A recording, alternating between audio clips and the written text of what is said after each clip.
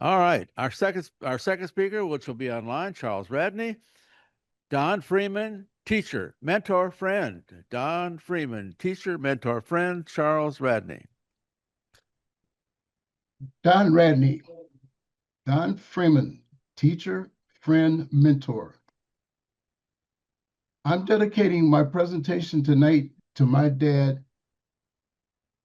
Can everyone see my screen? I'm dedicating my presentation tonight to my dad, whose birthday would be today. He would be 104 years old. If you can imagine, 1964, I'm in the ninth grade.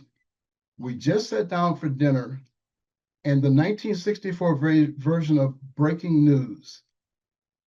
On the news, we hear the Cleveland Public School System has just fired Don Freeman for supposedly teaching his students about Black nationalism. All of a sudden, the room goes totally quiet. There's four sets of eyes, or four eyes looking at me. My dad's looking at me, my mom's looking at me, and my mom goes, "Isn't that your teacher?" I go, "Well, I'm thinking, I go to Kennard, that's my teacher." But my bigger question is, why was he fired? I don't even know what Black nationalism is. He certainly hasn't talked to me about it. He certainly hasn't talked to our class about it. And with all the time that I'd spent at the library with my dad, and with all the time I'd spent using the World Book encyclopedias that my parents had bought for me, and with all the things that I quote unquote thought I knew, and then I realized right in that moment that even though both my parents had migrated from the South to the North, that they had never talked at all with myself or with any of my cousins, or never heard anyone talk about why they came to the North, and really wondered what all of that was about. What was Black nationalism even about?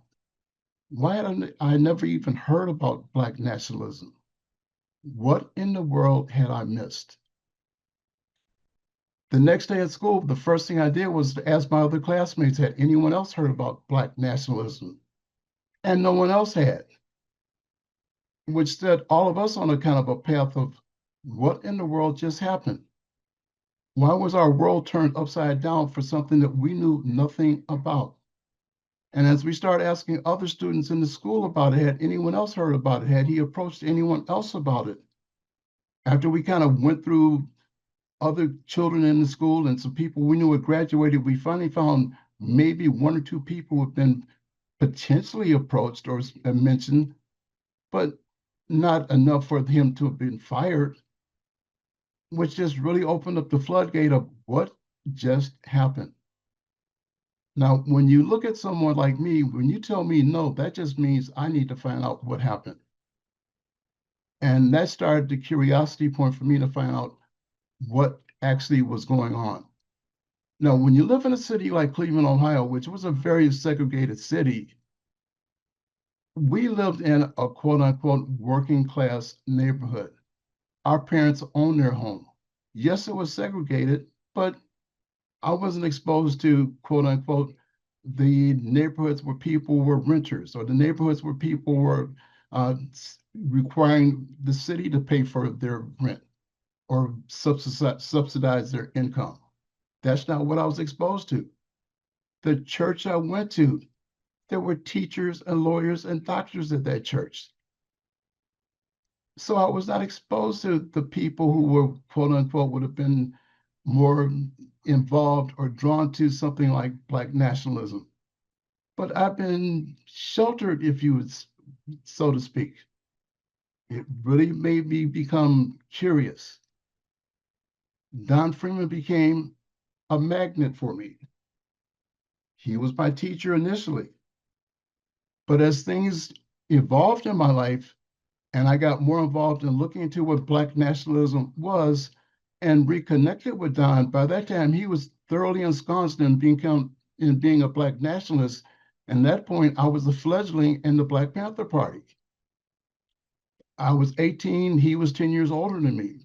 He became a mentor to me. He became someone who I looked up to, someone who I followed a lot, who I bounced ideas across.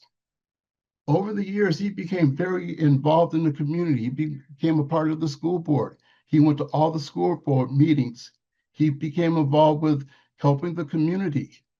He became someone over the next years that over years and years and years, he and I talked at least twice a month. It did settle down to maybe twice a year, but we always talked and bounced ideas off each other. He became very involved in the community, and he was a person who, as a center of the community, was very involved in helping the youth in the community. He became the director of the League Park Center.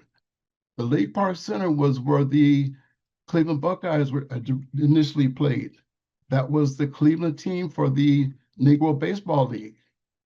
So he was a very basic part of the inner city and the Black community.